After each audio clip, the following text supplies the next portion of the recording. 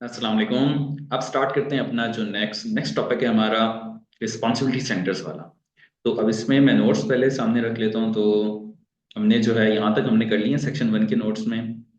Cost unit सबसे पहले हमने कर लिया, ठीक है। तो छोटा सा टॉपिक था, फिर कॉस्ट क्लासिफिकेशन की हमने बाय एलिमेंट क्लासीफाई करना सीखा, फिर बाय फंक्शन क्लासीफाई करना सीखा, बाय ट्रेसेबिलिटी या बाय नेचर। फिर उसके बाद बाय बिहेवियर हमने क्लासिफिकेशन पढ़ी। अब हम कर रहे हैं अपना नेक्स्ट चैप्टर सेक्शन 1 में, रिस्पॉन्सिबिलिटी सेंटर्स वाला। तो बहुत छोटा सा आसान सा चैप्टर है, आसान से कॉन्सेप्ट्स हैं। तो क्या होता है इसमें असल में, तो any area of responsibility centre अब होता है क्या है, सबसे पहले हमने ये देखना है। तो रिस्पॉन्सिबिलिटी सेंटर होता है any area of organisation that has a manager responsible for its performance. एक मैनेजर होता है उस एरिया का। मैनेजर आपने एक अपॉइंट कर दिया होता है, जिससे अब आप पूछोगे उसकी परफॉर्मेंस के बारे में, उस एरिया की, जो रिस्पॉन्सिबल होगा पूरी तरह से उस एरिया की परफॉर्मेंस के लिए। तो फॉर एग्जांपल, आपने प्रोडक्शन का मैनेजर आपने अपॉइंट कर लिया, वो किसके लिए रिस्पॉन्सिबल होगा? प्रोडक्शन के लिए रिस्पॉन्सिबल है। प्रोडक्शन से रिलेटेड अब सारे के सारे मैटर्स को आप किससे पूछोगे? उस मैनेजर से। सेल्स के लिए आपने एक मैनेजर रिस्पॉन्सिबल बना दिया, तो वो क्या होगा? वो एक रिस्पॉन्सिबिलिटी सेंटर होगा आपका सेल्स डिपार्टमेंट, क्योंकि उसके लिए एक मैनेजर रिस्पॉन्सिबल है। तो वहां का मैनेजर सेल्स के लिए रिस्पॉन्सिबल होगा। इसी तरह फिर आपने फॉर रिसर्च एंड डेवलपमेंट के लिए आपने मैनेजर रिस्पॉन्सिबल बना दिया। फिर आपने अपनी एक पूरी डिविजन्स के लिए, डिफरेंट डिविजन्स के लिए आपने मैनेजर रिस्पॉन्सिबल बना दिया। तो वो जो डिविजनल मैनेजर हैं, वो भी क्या होंगे? वो रिस्पॉन्सिबिलिटी सेंटर के एक मैनेजर हैं, तो इसलिए उनका डिवीजन क्या होगा? रिस्पॉन्सिबिलिटी सेंटर होगा। तो कोई भी एरिया ऐसा ऑर्गेनाइजेशन का जिसके ऊपर कोई हेड कर रहा है, एक मैनेजर उसके लिए, तो उस एरिया को क्या कहा जाएगा? रिस्पॉन्सिबिलिटी सेंटर कहा जाएगा। तो अब ये जो रिस्पॉन्सिबिलिटी सेंटर है, अब ये तीन तरह के होते हैं। सबसे पहला वाला है कॉस्ट सेंटर, फिर प्रॉफिट सेंटर और फिर इन्वेस्टमेंट सेंटर। तो अब कॉस्ट सेंटर को देखते हैं। कॉस्ट सेंटर कौन सा एरिया होता है ऑर्गेनाइजेशन का, किस तरह का रिस्पॉन्सिबिलिटी सेंटर होता है? तो ये ऐसा एरिया होता है ऑर्गेनाइजेशन का, any area which generate costs only, जहां पे सिर्फ कॉस्ट जनरेट होती है, कोई रेवेन्यू नहीं जनरेट होता। ये वाले डिपार्टमेंट्स, ये वाले एरिया ऑर्गेनाइजेशन के क्या कर रहे होते हैं? सिर्फ और सिर्फ आपकी दौलत को, आपकी कैश को, आपके पैसों को, आपकी मनी को वो कम कर रहे होते हैं, क्योंकि यहाँ पे सिर्फ कॉस्ट जनरेट हो रही होती है। तो ये अब इसकी एग्जाम्पल पे आते हैं, ऐसे कौन से डिपार्टमेंट है सिर्फ कॉस्ट को जनरेट कर रहे होते होंगे? तो एग्जाम्पल इंपॉर्टेंट है, तो एग्जाम्पल्स पे अब हम देखते हैं। तो एग्जाम्पल है इसकी, तो ऑब्वियसली प्रोडक्शन डिपार्टमेंट अकेले क्या कर रहा है? सिर्फ पैसे ही कम कर रहा है। जब देखो उसका मैनेजर क्या करता है, आपसे आगे पैसे मांग रहा होता है, हमने रॉ मटेरियल परचेज करना है, हमने लेबर की सैलरीज पे करनी है, हमें न्यू मशीनरी चाहिए, हमें क्वालिटी अपग्रेड करनी है, तो उसका मैनेजर क्या करता है? सिर्फ पैसे ही मांग रहा होता है हर टाइम पे। तो आपकी सिर्फ कॉस्ट ही यहाँ पे जनरेट होती है, आपकी दौलत को ये कम कर रहा होता है, आपकी ऑर्गेनाइजेशन की जो पैसे हैं उनको हमेशा कंज्यूम कर रहा होता है, रिसोर्सेज को कंज्यूम कर रहा होता है। तो फैक्ट्री हो गई, प्रोडक्शन हो गई, फैक्ट्री या प्रोडक्शन डिपार्टमेंट कह देते हैं, ताकि सर्विसेज भी इसमें इंक्लूड हो जाएं। फिर जैसे सफाई एग्जाम्पल, कोई यूनिवर्सिटी है, तो वहाँ पे क्लासरूम जो है वो प्रोडक्शन डिपार्टमेंट हो गए। सारे क्लासरूम को आपको अपनी जो कैंपस जो आपने बनाया है उसको रन करने के लिए सब कॉस्ट जनरेट होती है आपकी। वहाँ पे आपने लेबर की सैलरीज पे करनी है, टीचर की सैलरीज पे करनी है। तो इस तरह से प्रोडक्शन डिपार्टमेंट हो गया। फिर इसी तरह रिसर्च एंड डेवलपमेंट डिपार्टमेंट क्या करता है? प्रोटोटाइप्स को डिजाइन करता है, उसको प्रोटोटाइप्स को डिजाइन करेगा, टेस्टिंग करेगा, न्यू प्रोडक्ट्स पे एक्सपेरिमेंट्स करेगा, साइंटिस्ट काम कर रहे होंगे, उनकी सैलरीज पे करनी है, तो टेस्टिंग वगैरह करना है सारा। तो ये सारी की सारी कॉस्ट यहाँ पे सिर्फ कॉस्ट जनरेट होती है, यहाँ पे भी रिसर्च एंड डेवलपमेंट डिपार्टमेंट के अंदर भी सिर्फ कॉस्ट जनरेट होती है। कोई आपको यहाँ से पैसा आता नहीं है, सिर्फ पैसा जाता है। सिर्फ आपके पैसे कंज्यूम करते हैं, वो पैसा आपको ला के नहीं देते। रिसर्च एंड डेवलपमेंट हो गया। फिर इसी तरह अकाउंट्स डिपार्टमेंट, वहां भी सिर्फ आपने सैलरीज पे करनी है और कुछ भी नहीं है, कोई दौलत आपको ला के नहीं दे रहे, पैसे आपको ला के नहीं दे रहे। अच्छा, पैसे ला के कौन देता है? तो ये इधर आ जाते हैं पहले, ताकि आप इनमें अच्छा एक डिफरेंशिएट कर पाओ। तो पैसा लाके कौन देता है? पैसा लाके देता है आपका सेल्स डिपार्टमेंट। सेल्स डिपार्टमेंट जो है, वहां पे सिर्फ आप कहोगे कि यहाँ पे सिर्फ पैसे मेरे लगते नहीं है, यहाँ पे मैं पैसे लगाता हूँ तो मुझे आते नहीं है पैसे, रेवेन्यूज भी लाके देते हैं ये वाला मैनेजर। तो ये है प्रॉफिट सेंटर की एग्जाम्पल। तो सिर्फ अभी के लिए बस आप ये याद रख लें, बाकी डेफिनेशन बात हूँ प्रॉफिट सेंटर की। तो अकाउंट्स डिपार्टमेंट हो गया। फिर और कॉस्ट सेंटर की क्या एग्जाम्पल्स हैं डिपार्टमेंट्स में? अब ह्यूमन रिसोर्स डिपार्टमेंट हो गया फॉर एग्जाम्पल, इसी तरह डिस्ट्रीब्यूशन डिपार्टमेंट हो गया, परचेसिंग डिपार्टमेंट हो गया। यहाँ पे हर जगह पे सिर्फ कॉस्ट जनरेट हो रही है, कोई रेवेन्यू नहीं जनरेट हो रहा, कोई पैसा नहीं आ रहा, सिर्फ पैसे जा रहे हैं, तो इनको क्या कहा जाएगा? Cost centre. अच्छा फिर अब देखो, अब यहाँ पे क्या है, एनी एरिया की बात हो रही है, जरूरी तो नहीं डिपार्टमेंट हो। तो इसलिए अब आपने ये याद रखना है कि for example item of machineries भी हो सकते हैं, इक्विपमेंट के आइटम्स भी हो सकते हैं कॉस्ट सेंटर। अगर आपने आइटम्स ऑफ मशीनरी के लिए एक मैनेजर अपॉइंट कर दिया जो उनकी परफॉर्मेंस के लिए रिस्पॉन्सिबल है, उसका क्या मतलब है कि वो इस डेफिनेशन में पूरा उतर रहे हैं। एक ऐसा एरिया ऑर्गेनाइजेशन का जहां पे सिर्फ कॉस्ट जनरेट हो रही है जिसका एक मैनेजर रिस्पॉन्सिबल है, तो कॉस्ट सेंटर की डेफिनेशन में पूरे उतर गए। ठीक है, अच्छा यहाँ पे अब मैं एक चीज यहाँ पे ये भी लिख दूं कि यहाँ का जो मैनेजर है, कॉस्ट सेंटर का मैनेजर किसके लिए रिस्पॉन्सिबल होगा? Manager only responsible for cost, सिर्फ कॉस्ट के लिए रिस्पॉन्सिबल होता है यहाँ का मैनेजर। जाहिर रेवेन्यू अर्न ही नहीं होता, तो जाहिर रेवेन्यू के लिए रिस्पॉन्सिबल होगा भी नहीं। आइटम ऑफ मशीनरी हो गया, ठीक है। फिर इसी तरह प्रोडक्शन लाइन वर्कर्स कह लो, उनका कोई एक सुपरवाइजर आपने अपॉइंट किया हुआ है, तो वो भी क्या होंगे? प्रोडक्शन लाइन वर्कर्स क्या हो गए? कॉस्ट सेंटर हो गए, क्योंकि एक ऐसे एरिया है ऑर्गेनाइजेशन का जहाँ पे सिर्फ कॉस्ट जनरेट होती है, उसका मैनेजर सिर्फ उनकी परफॉर्मेंस के लिए रिस्पॉन्सिबल है। उसका क्या मतलब? प्रोडक्शन लाइन वर्कर्स उस एरिया पे, उस एरिया की डेफिनेशन पे फॉल करें, इसलिए वो भी कॉस्ट सेंटर हो सकते हैं। सिर्फ कॉस्ट जनरेट करते हैं, कोई रेवेन्यू नहीं ला के देते। इसी तरह यहाँ पे मैं अगर एग्जांपल दूं सेल्स टीम की, तो सेल्स टीम क्या होती है? वो रेवेन्यू भी ला के दे रही होती है। ठीक है, कॉस्ट तो इनकर कर रही होती है लेकिन रेवेन्यू भी ला के दे रही होती है, तो इसलिए वो क्या होगा? प्रॉफिट सेंटर होगा। अच्छा, तो उसके बाद प्रोडक्शन लाइन वर्कर्स हो गया। फिर इसी तरह और क्या एग्जांपल्स हैं ऐसे एरिया की ऑर्गेनाइजेशन में जहाँ पे सिर्फ कॉस्ट जनरेट होती हैं? तो ऐसे एरिया की एग्जांपल्स और मैं यहाँ पे लिखता हूँ, तो जैसे कि यहाँ पे एक्टिविटीज हो गई, डिफरेंट डिफरेंट एक्टिविटीज को कंडक्ट करने में कॉस्ट जनरेट होती है, जैसे कि for example quality control activity होगी। इसी तरह आपका बजटिंग की एक एक्टिविटी है जिसमें बहुत ज्यादा कॉस्ट जनरेट होती है, तो उसका मैनेजर नॉर्मली ऑर्गेनाइजेशन में कोई ना कोई मैनेजर अपॉइंट किया हुआ होता है जो उसकी कॉस्ट के लिए रिस्पॉन्सिबल होता है। फॉर एग्जाम्पल आप क्वालिटी कंट्रोल की एक्टिविटी आप परफॉर्म कर रहे हो, तो इसका क्या मतलब है? अब आपको उस एक्टिविटी परफॉर्म करने में आपकी कॉस्ट जनरेट हो रही होंगी, तो लास्ट में आपने कोई ना कोई मैनेजर आमतौर पर रखा होता है कि जो इस काम के लिए रिस्पॉन्सिबल होगा। बजटिंग आप कर रहे हो कि साल के आखिर में बजट बनाया जाता है, अगले साल का प्लान बनाया जाता है, तो बजटिंग की एक्टिविटी के लिए कोई ना कोई मैनेजर रिस्पॉन्सिबल होता है। तो जाहिर है बजटिंग क्या हो गया? एक कॉस्ट सेंटर हो गया, वहां पे सिर्फ कॉस्ट जनरेट होती है, उसका मैनेजर सिर्फ कॉस्ट के लिए रिस्पॉन्सिबल है, तो ये बात है। अच्छा फिर आगे चलते हैं, थोड़ा सा इसको सेट कर लूं मैं। तो ये तो मैं भी हो गया। अच्छा फिर उसके बाद और क्या एग्जांपल्स हैं कॉस्ट सेंटर की? तो कॉस्ट सेंटर की और एग्जांपल्स पे आते हैं, जैसे कि एक्टिविटीज हो गई, और फिर प्रोजेक्ट्स भी हो सकते हैं। प्रोजेक्ट्स के भी मैनेजर्स अपॉइंट किए हुए होते हैं अक्सर बिजनेसेस ने। जैसे कि न्यू प्रोडक्ट डेवलपमेंट का एक प्रोजेक्ट था, उसके लिए आपने एक मैनेजर आपने अपॉइंट कर दिया। इसी तरह मार्केटिंग कंपेन आप कर रहे थे, उसके लिए आपने मैनेजर अपॉइंट कर दिया। तो ये सारे क्या है? इनमें सिर्फ कॉस्ट जनरेट होती है, तो इसलिए इनका मैनेजर क्या होगा? कॉस्ट सेंटर का मैनेजर होगा।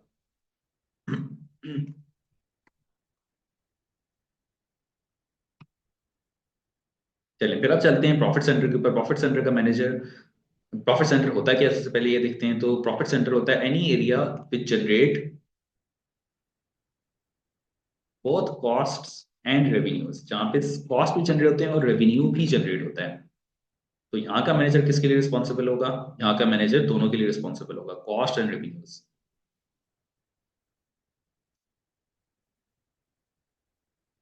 या इन अदर वर्ड्स आप कहो कि वो प्रॉफिट के लिए रिस्पॉन्सिबल है। किस तरह से? तो अब आपने ये बात याद रखनी है कि जैसे देखो, प्रॉफिट कैसे आता है? रेवेन्यू लेस कॉस्ट करके प्रॉफिट आता है। तो उसका क्या मतलब है? अगर आप कह रहे हो किसी मैनेजर को कि आप प्रॉफिट के लिए रिस्पॉन्सिबल हो, तो आप ऑटोमेटिकली आप किसके लिए रिस्पॉन्सिबल बना रहे हो? रेवेन्यू और कॉस्ट दोनों के लिए, क्योंकि आपका रेवेन्यू इंक्रीज करेगा तो प्रॉफिट बढ़ेगा, कॉस्ट कम होगी तो प्रॉफिट बढ़ेगा। तो इसलिए क्या मतलब है कि आपका अगर प्रॉफिट सेंटर का मैनेजर है, तो उसका क्या मतलब है कि वो रेवेन्यू और कॉस्ट दोनों के लिए रिस्पॉन्सिबल है।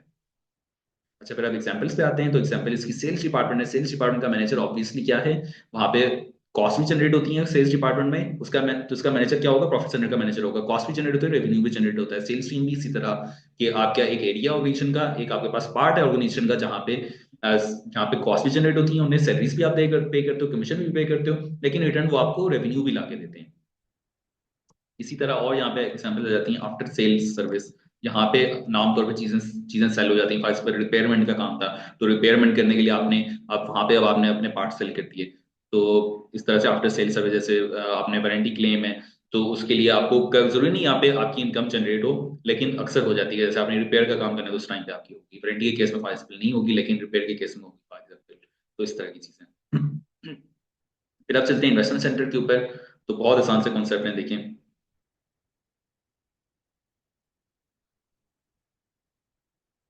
तो इन्वेस्टमेंट सेंटर पे आप चलते हैं। इन्वेस्टमेंट सेंटर का मैनेजर क्या करता है? ये रिस्पॉन्सिबल होता है any area which generate cost revenues. यहाँ पे बल्कि ये वाली बात नहीं लिखते, हम दूसरी बात लिखते हैं। यहाँ पे कॉस्ट और रेवेन्यू दोनों जनरेट होते हैं, लेकिन यहाँ का मैनेजर जो है वो एक तीसरी चीज के लिए भी रिस्पॉन्सिबल होता है। Manager responsible for cost, revenues and investment decisions. यहाँ पे अब मैनेजर किसके लिए रिस्पॉन्सिबल है? इन्वेस्टमेंट डिसीजंस के लिए भी रिस्पॉन्सिबल है। एक एडिशनल चीज यहाँ पे आ गई है। तो किस तरह से वर्क करता है, मतलब कैसे मैनेजर इन्वेस्टमेंट डिसीजंस के लिए भी रिस्पॉन्सिबल है, और इन्वेस्टमेंट डिसीजन का मतलब क्या है? तो इन्वेस्टमेंट डिसीजन का मतलब पहले ये लिख लूं। इन्वेस्टमेंट डिसीजंस का मतलब है कि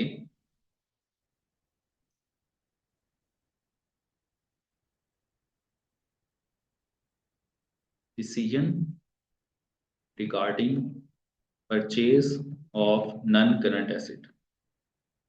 तो नॉन करंट एसेट क्या होता है? एक ऐसा एसेट जिसकी यूजफुल लाइफ एक साल से ज्यादा है। जैसे आपको जो बेनिफिट रिसीव होना है वो आपको एक साल के लंबे पीरियड के लिए आपको रिसीव होना है। तो ऐसे एसेट को क्या कहा जाता है? इन्वेस्टमेंट वो सॉरी इन्वेस्टमेंट डिसीजन कहा जाता है। ऐसे एसेट को कहा जाता है नॉन करंट एसेट।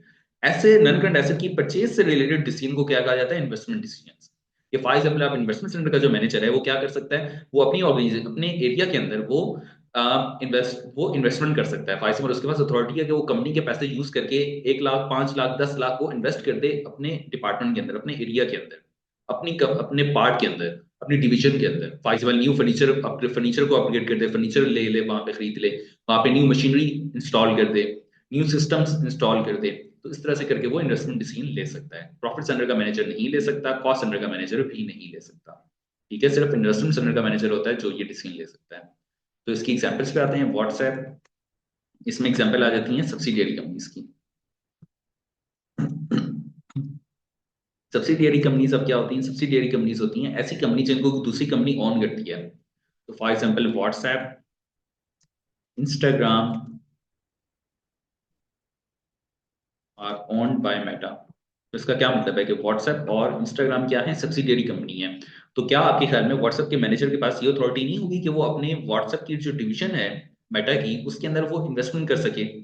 बिल्कुल उसके पास अथॉरिटी होगी। बिल्कुल उसके पास इतना अथॉरिटी होगी कि वो अपने व्हाट्सएप की डिवीजन के अंदर, व्हाट्सएप वाली कंपनी के अंदर वो इन्वेस्टमेंट कर सकता है अपने सर्वर्स को फॉर एग्जाम्पल अपग्रेड करने में, न्यू ब्रांचेस ओपन करने में। इसी तरह से इंस्टाग्राम का जो मैनेजर होगा वो भी इसी तरह से होगा। तो अब देखो, ये नोट करो कि हम कहाँ से स्टार्ट हुए थे, बिल्कुल छोटे लेवल के मैनेजर से, कॉस्ट सेंटर के मैनेजर से हम स्टार्ट हुए थे। हम पहुंचे इतने बड़े एक पूरी कंपनी के मैनेजर पे। तो व्हाट्सएप क्या है? एक पूरी कंपनी है, लेकिन उसको ऑन करती है मेटा की कंपनी। तो इसलिए व्हाट्सएप का मैनेजर क्या होगा? इन्वेस्टमेंट सेंटर का मैनेजर होगा। तो इन्वेस्टमेंट सेंटर के मैनेजर हमेशा बहुत ही सीनियर लेवल की पोजीशन होती है। फिर प्रॉफिट सेंटर के मैनेजर आते हैं। इन्वेस्टमेंट सेंटर के मैनेजर जो है वो होते भी कम है, इसीलिए। इसी तरह फिर उसके अंडर काफी सारे दो तीन समझो कि फॉर एग्जाम्पल प्रॉफिट सेंटर के मैनेजर हैं, और फिर उसके अंडर आएंगे कॉस्ट सेंटर के मैनेजर्स। कॉस्ट सेंटर के मैनेजर सबसे ज्यादा होते हैं और वो सबसे ज्यादा जूनियर लेवल के मैनेजर्स होते हैं। फिर प्रॉफिट सेंटर के मैनेजर आते हैं, फिर सबसे ज्यादा सीनियर लेवल के, सबसे जो कम होते हैं ऑर्गेनाइजेशन में, और सबसे सीनियर लेवल के एम्प्लॉइज होते हैं, के मैनेजर्स होते हैं, उनको कहा जाता है इन्वेस्टमेंट सेंटर के मैनेजर्स। मतलब समझो पूरी कंपनी का ही मैनेजर है ये। इसी तरह सब्सिडियरी कंपनीज इसमें आ जाती हैं। और for example based on product भी हो सकता है, जैसे कि वैसे कहो व्हाट्सएप इंस्टाग्राम एक तरह के प्रोडक्ट ही हैं। तो एक और मैं आपको एग्जाम्पल देता हूँ प्रोडक्ट की, Sprite 7 up, own by Coca Cola.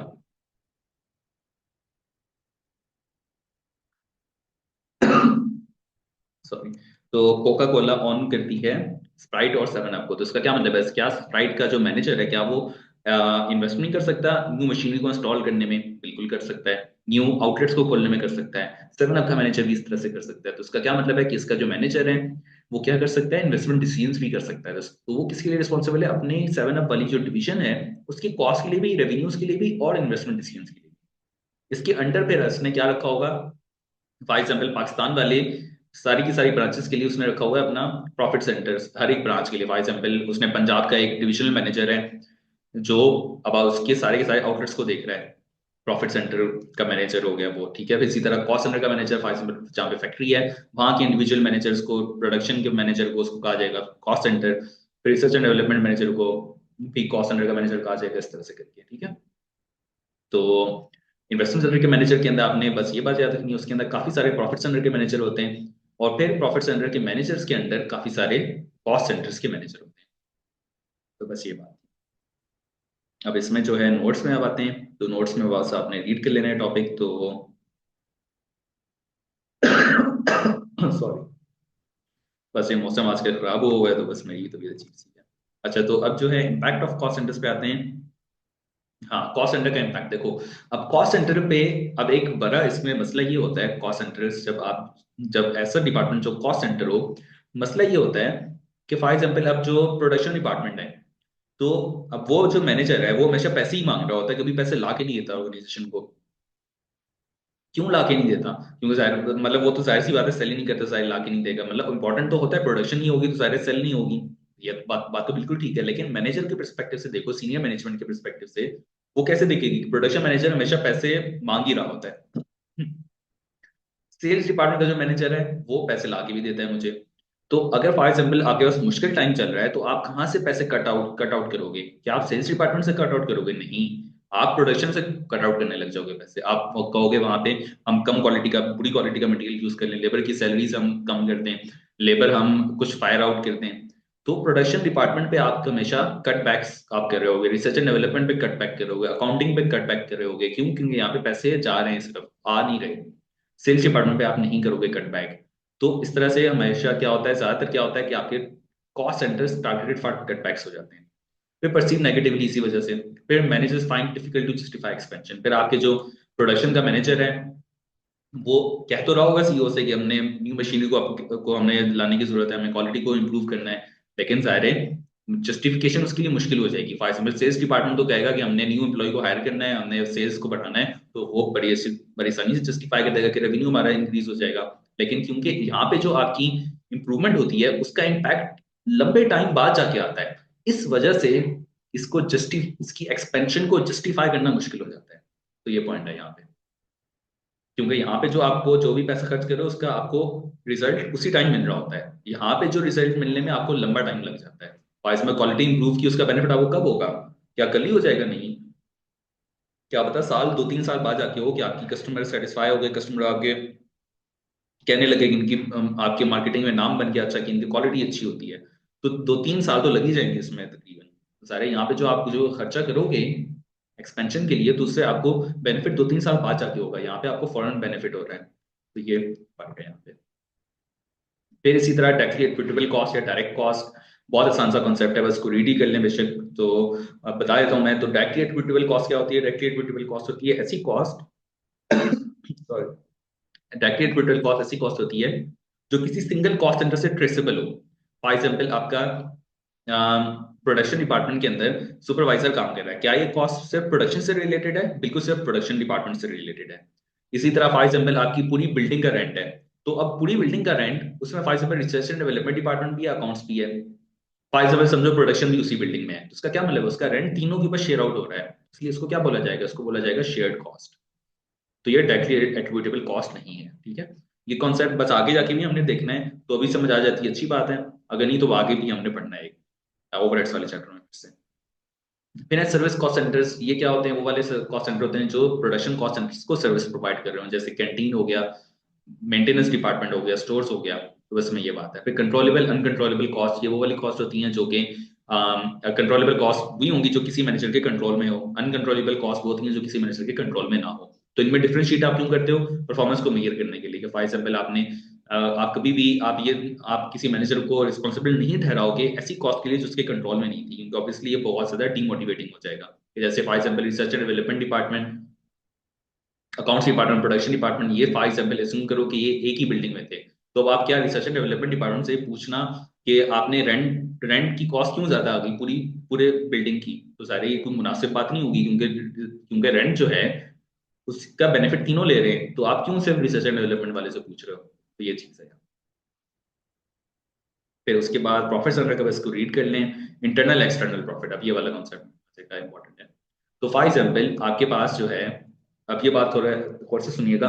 इसमें ऐसे होता है कि इन्वेस्टमेंट, सॉरी, इंटरनल प्रॉफिट का मैं बताता हूँ। इंटरनल प्रॉफिट क्या होते हैं कि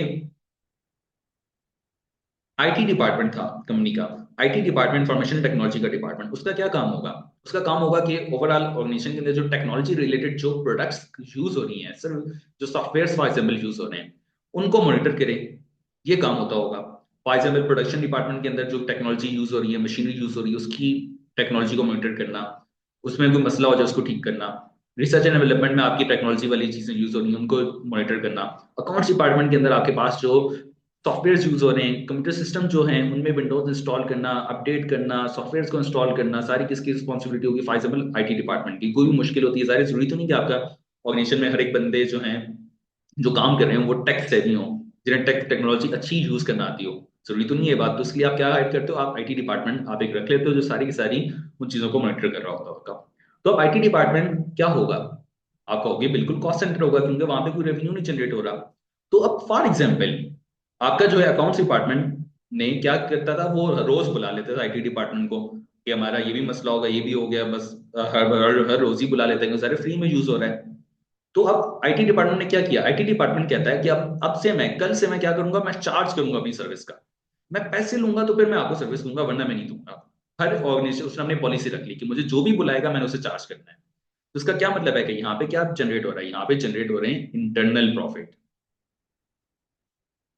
इंटरनल प्रॉफिट जनरेट हो रहे हैं। आईटी डिपार्टमेंट ने क्या किया? चार्ज करने लगे अपनी सर्विस के ऊपर। फॉर एग्जाम्पल आप अकाउंट्स डिपार्टमेंट बुलाएगा तो वो चार्ज करेगा, प्रोडक्शन डिपार्टमेंट बताएगा वो बुलाएगा वो चार्ज करेगा। इसका क्या मतलब है कि IT department internal profit generate करने लग गया। एक्सटर्नल प्रॉफिट क्या होता है? जब आप प्रोडक्ट को या सर्विस को बाहर बेचो बिजनेस से।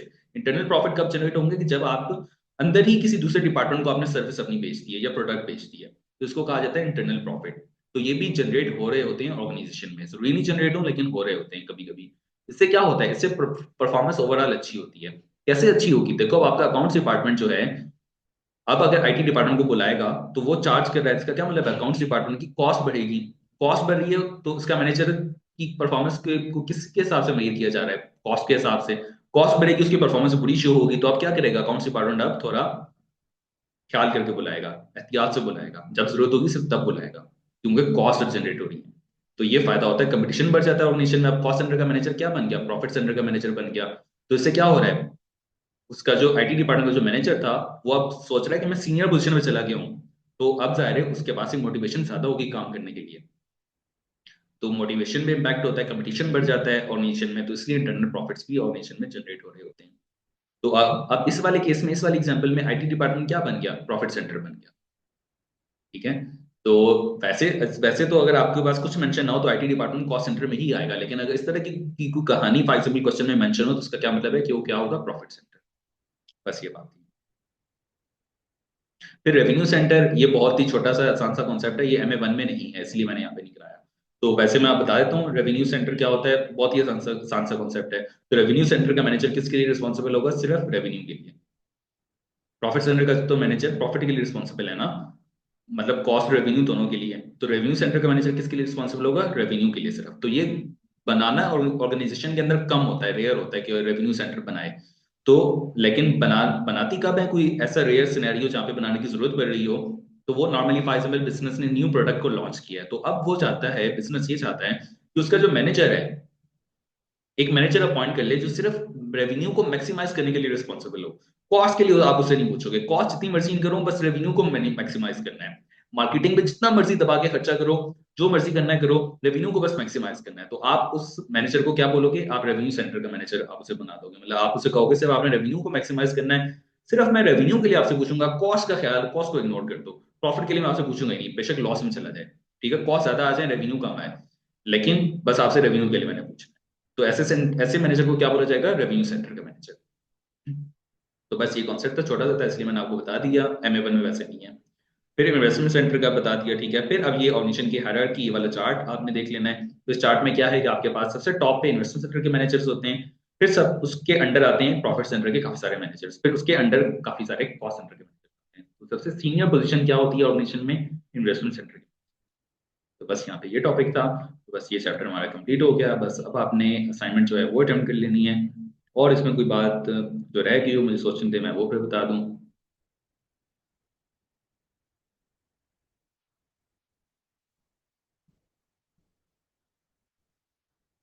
हाँ, एक और बात अब यूं कह सकते हैं कि जैसे देखो, इन्वेस्टमेंट सेक्टर का जो मैनेजर है ना, वो आपकी वेल्थ को एक तरह से ग्रो करता है। कि जैसे आपने उसे पैसे दिए, 1 लाख आपने दिया इन्वेस्टमेंट करने के लिए, अब वो उस 1 लाख का क्या करेगा, वो उस 1 लाख को यूज करके वो आपके पैसों को ग्रो करके देगा। मतलब फॉर एग्जाम्पल 1 लाख आपने उसे दिया, अब वो क्या करेगा, उस 1 लाख को यूज करके, फॉर एग्जाम्पल 1,10,000 का उसने आपको रिटर्न किया। मतलब 1 लाख आपने दिया, आपने उसे 1,10,000 बना के वापस दिया।